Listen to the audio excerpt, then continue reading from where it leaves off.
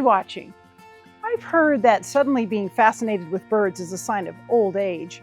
But come on, who isn't delighted by the incredible world of birds? They're full of energy and joy, yet remain cloaked in mystery and out of reach. Let's take some time to learn more about our fine feathered friends today on Hometown.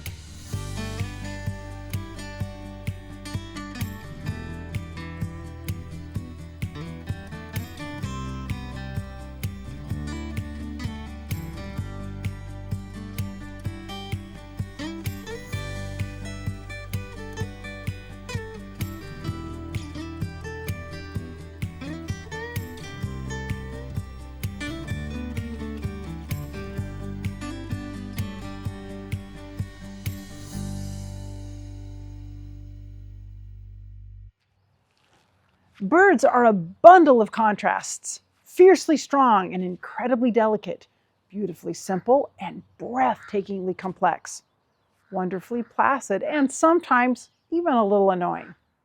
For thousands of years, birds have inspired us.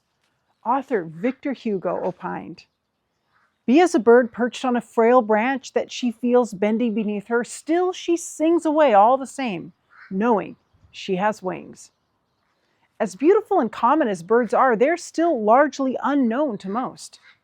Today, we will explore what birds contribute to our well-being and what we contribute to theirs, and how we can learn more about them.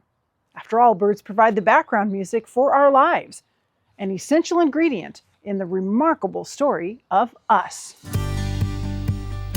Well, Dr. Bruce Barga and Kay, welcome to Hometown, and it's great to have you here and to have your knowledge. And what are your offices with the Audubon Society here locally? Okay, I'm just finishing my first year as president.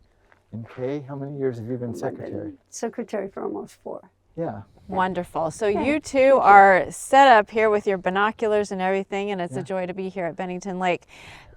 Why do you like doing this, Kay? I love birding because you can do it anywhere you go.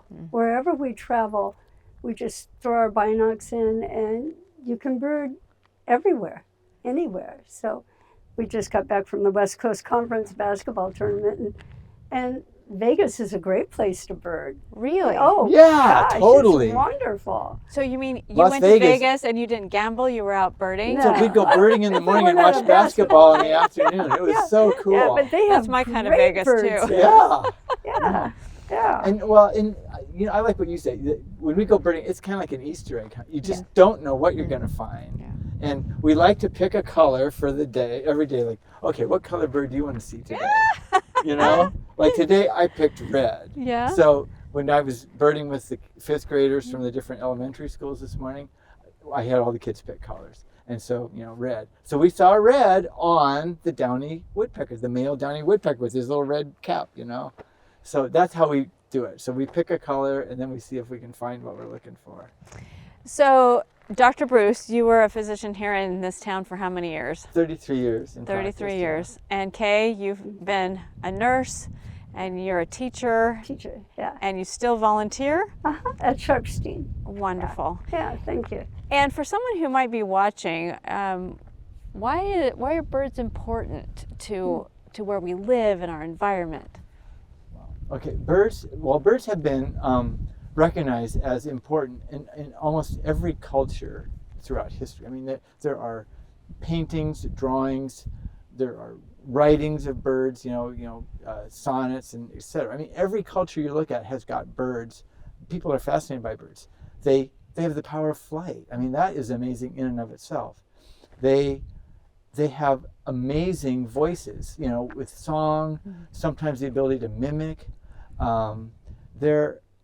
They're just really inspiring creatures. And I will tell you what, if you've ever held a bird in your hand, they weigh almost like a kinglet or something like that. They weigh like as much as 2 pennies. That's how much they weigh. They're so tiny, but that thing can fly Yeah. and sing. To have the ability to do that. It's Yes. amazing. I'm so glad you said the part about the singing, because I love to listen to birds. And it's interesting, when winter ends here in Walla Walla, it's like the birds come back in a day. Yeah. All of a sudden it's quiet, but then everybody comes back. And I just love to hear the birds. We have 2 doves outside of our house. Oh, yeah, they're and I nice. call them Mr. and Mrs. And so they're out there. I love and the sound of that. Yeah, I do. So what initially though, is there, what keeps you going with this? Keeps me going.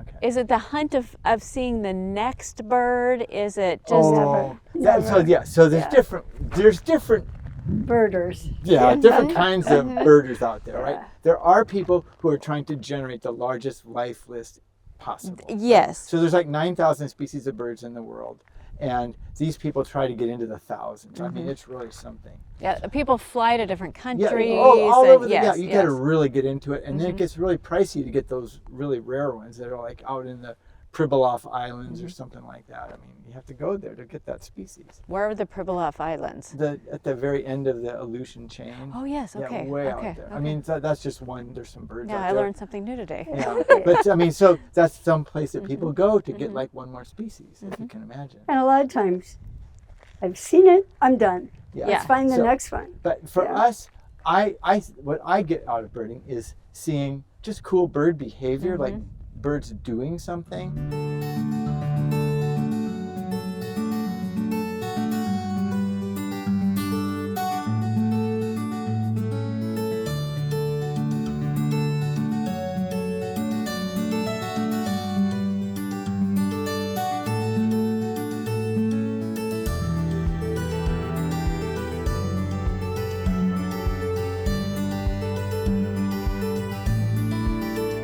So Kay, when you were here with Bruce and you guys are starting to walk, do you stop? Do you listen? Give us some tips on birding. We kind of complement each other in that I can see really well and he can hear really well. So he'll be hearing birds and he'll say, I hear such and such. And I'm able to spot better. And so we complement each other. So where are some other great places in Walla Walla to go? To go see birds? Okay, so Bennington would be a big hotspot. Where we are right here? Yeah, right here. There is a natural area adjacent to Fort Walla Walla. Yes. It's actually a Walla Walla Park, City of Walla Walla Park, that is co-managed by the Audubon Society. And it has like a couple miles of trails that have bark, and you can walk around there. So that's a good place to see some more what I would call upland birds, not water birds, but like a red-tailed hawk's nest there. There's a lot of magpies there. Okay. And then we have Whitman Mission and we have Rooks Park. Yeah, and Rooks Park so- is awesome. Awesome. Well, why for don't we walk owls a in little the bit? winter. Why don't we walk a little bit here? Yeah, and then also Whitman Mission, and then Yes. Whitman, and then each of those is going to have its own unique little list of birds that Yeah. are special for it. Well, and to be able to identify and to see, I saw a robin this morning and I saw some other things in our yard. But what about for someone who is like, well, this is interesting, but is there something that, like at the Audubon Society, that you folks say, hey, this is really cool? Is there, like the little kids, is there something that people get interested in quickly? Well, I think people gravitate towards certain kinds of birds. If you ask children, like, what's your favorite bird? I mean, sometimes they'll say eagle is a big one. The bald eagle is way up there. But they'll also say, kids that are maybe have more of a general knowledge of birds will say owls, woodpeckers, hummingbirds. So those three really, those are big attractants to people. So Bruce and Kay, give us some advice on what to do in regards to feeding birds if maybe someone is thinking, oh, I would like to have a bird feeder in our yard. So to bring more birds into your house. Yeah. Well, yes, it's very simple to attract birds into your yard by, I would say, providing fresh water and some food of some sort. And there's different types of feeders that either give seeds or suet or whatever. But I will say the really important thing that people need to be aware of is that if you have a bird feeder in your yard, you are going to double the chances of birds hitting your window and dying from doing that. I mean, we've all had it happen, and it's really it's traumatizing. very Yes. discouraging to have happen. And it's happened at our house. And the thing is if you're going to put up a bird feeder, you really should put some kind of a window treatment on the windows that are nearby so that the birds are aware of it. And it can be as simple as marking the window with some soap on the outside, like you can draw a design. Yeah, they can see the white Yeah, of so it. that Okay. you just have to cover the whole Yeah. area of the window with a small pattern. So we did that with drawing some vines with leaves on it. It looks really nice. It's good.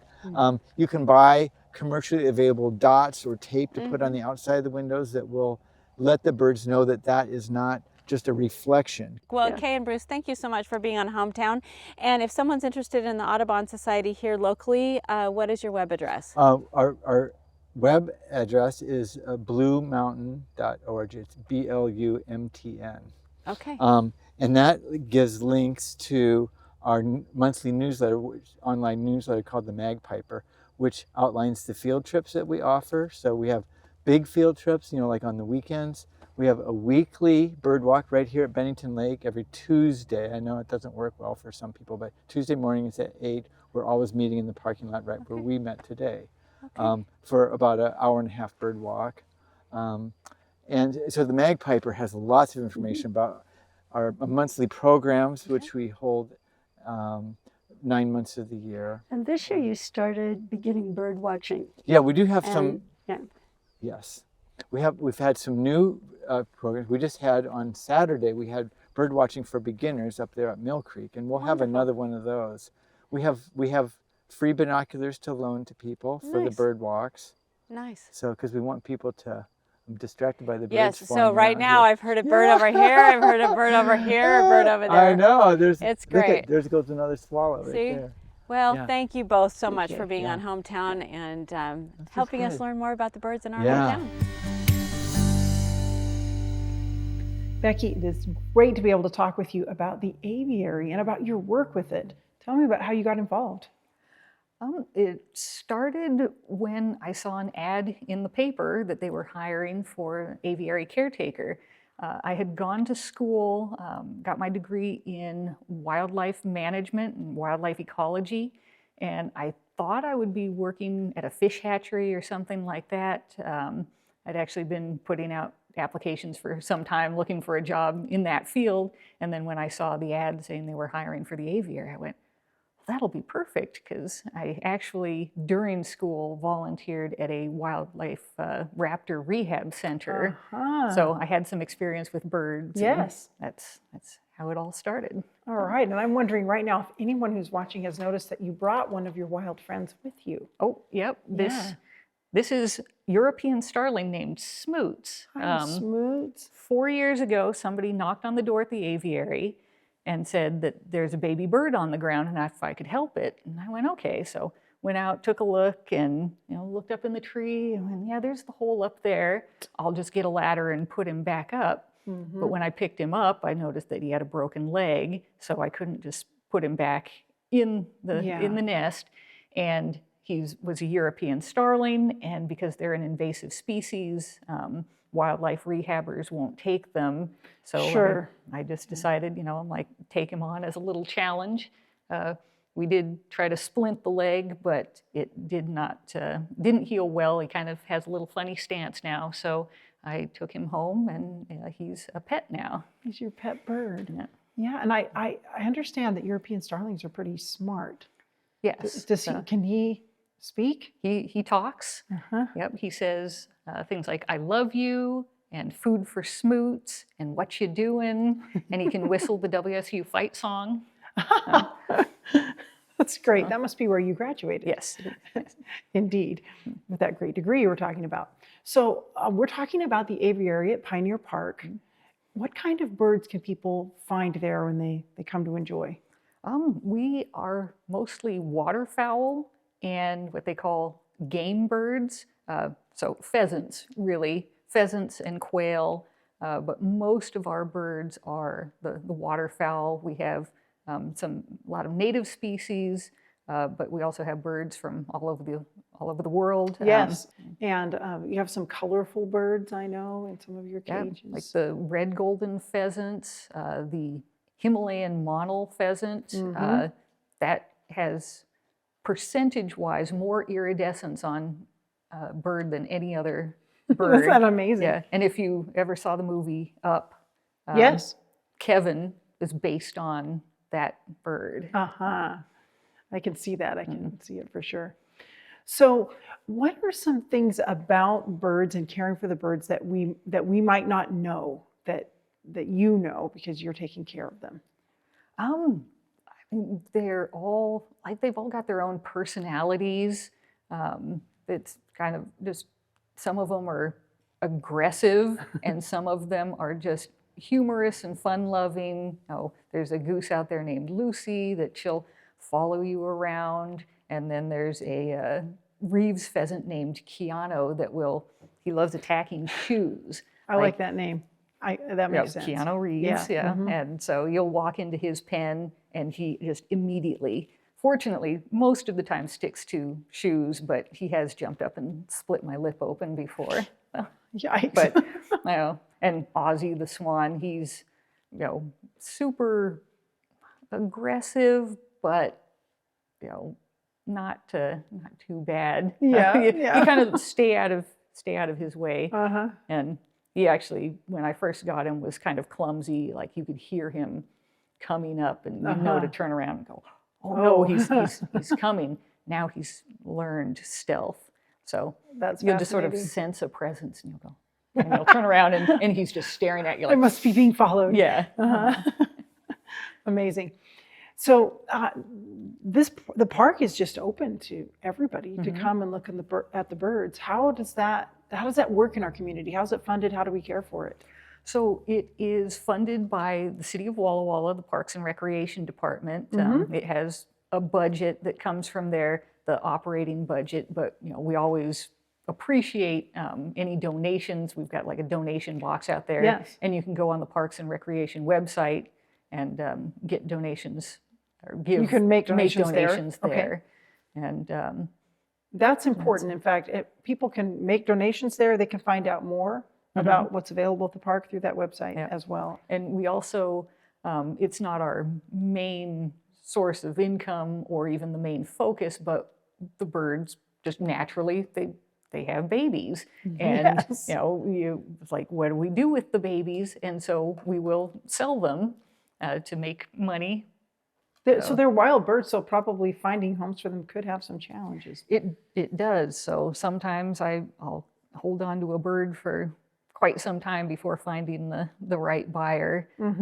Last year, I ended up selling, sort of did a deal with somebody because he could take all 5 of the baby swans all at once. So I'm like, kind of like, buy 4, get 1 free. Yes. I just because with the swans, they're so big and the parents get territorial once the kids grow up. They're like, you need to go now. Yes, so there can only be so many in that very small, really, habitat for them. Yeah, but we do have pretty impressive habitat there. I mean, where with the pond, or there's some water for them there, and a large enclosure. It's half an acre enclosure. It's impressive. We're working on a couple of projects. The netting is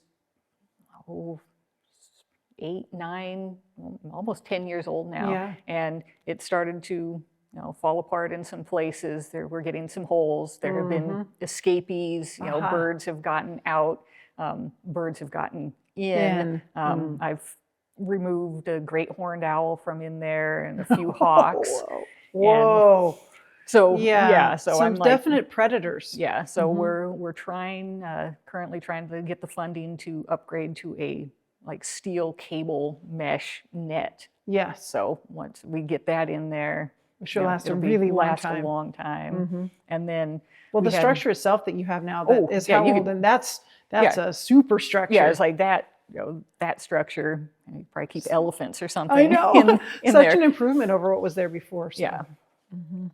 Yeah, I remember when I was a kid, the old wooden structure that used to be there. Yeah. And then the couple of years ago, we had an issue with the irrigation and all of our grass died.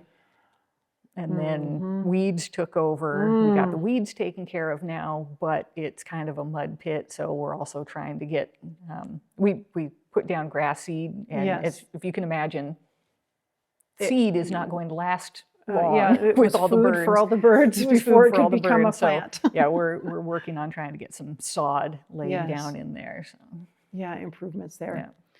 There must be some things about your job that you really love. Tell me one or two of them. Oh, baby season, you know, when birds, you know, I'll come in and I'll look in the incubator and find the new little babies, and I just can't help but, you know, Yes. it's like, oh, you're so cute. And then just, you know, being outside, it's almost just like working in nature. Yes. I get there in the morning, certain birds know I'm there and they just start calling, and, you know, just the sound and the everything about being out in that environment. That's really great. Well, I hope that our viewers will take themselves over to Pioneer Park again, or for the first time, either way, and see the birds there. And I want to thank you so much for taking a few minutes to talk with us. You're And you welcome. too, Smoot. Yes, thank you, Smoots. You were a good boy.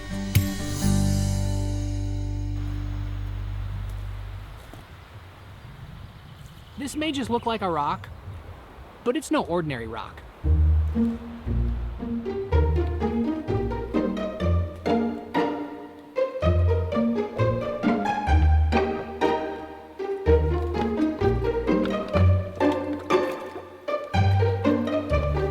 Okay, so first of all, this is a volcanic rock, which means it's much less dense than your typical rock. In fact, it even floats in water.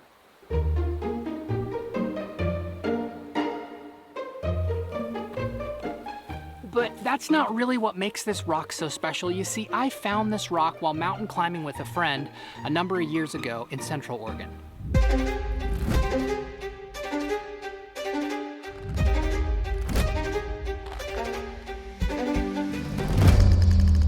When I found this rock, I thought it was so unique. I picked it up, I put it in my backpack, and I completely forgot about it. And by the time I found it in the backpack again, I thought it would be super funny to just carry it with me wherever I went on any adventures that I found myself on.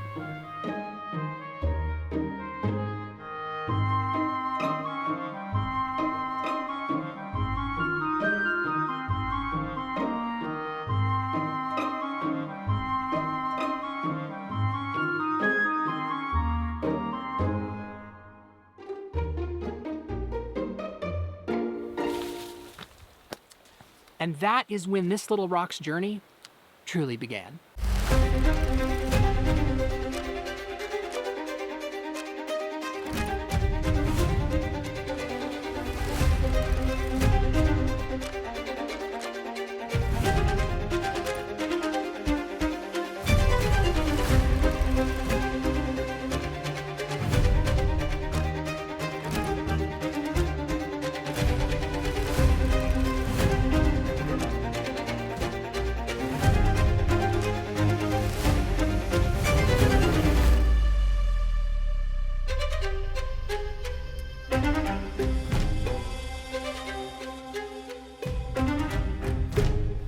All right, so I'm here in the studio editing this video right now, and I just got to thinking, what kind of value does this rock have? You know, to most people, it is just an ordinary rock. It would be thrown away like all other rocks, but to me, this rock means so much. This rock has been with me around the world so many times. It's been in the highs with me, it's been in the lows with me, it's been up many mountains and through valleys. This rock has value to me because it's been with me for a long time. You know, that makes me think of another rock that I take with me wherever I go. A rock that to some people would be completely insignificant, but to me, it's been with me for a long time, and I carry it with me wherever I go. And that is Jesus. That is my faith. To some people, it may be completely insignificant, but to those who have had this rock with you for a long time, it matters. It is significant, just like this rock is significant to me. Psalms 18:2 says, "The Lord is my rock, my fortress, and my deliverer. My God is my rock, in whom I take refuge, my shield and the horn of my salvation, my stronghold." So when you think about your spiritual life, whatever that means to you, think about this little rock. Think about this insignificant little rock that means so much to me because it's been with me for so long. Thanks so much for watching another episode of Discovery, and I will see you right here next time on Hometown. Bye-bye. The best thing about birds is their consistency. They give our lives rhythm. They grant us a momentary reprieve from stress and anxiety. They inspire us to be grateful and spark our imagination and creativity. In captivity, they become our companions, a source of laughter and even friendship. We can count on them to be predictable and aspirational. The prophet Isaiah referred to those incredible qualities when he wrote, "Those who hope in the Lord will renew their strength. They will soar on wings like eagles. They will run and not grow weary. They will walk and not be faint." On this beautiful day, I'll finish this task and then slow down and sit quietly to listen to the birds sing for a few minutes. It's an excellent way to let the stress of the day fade away. See you next week on our next episode of Hometown.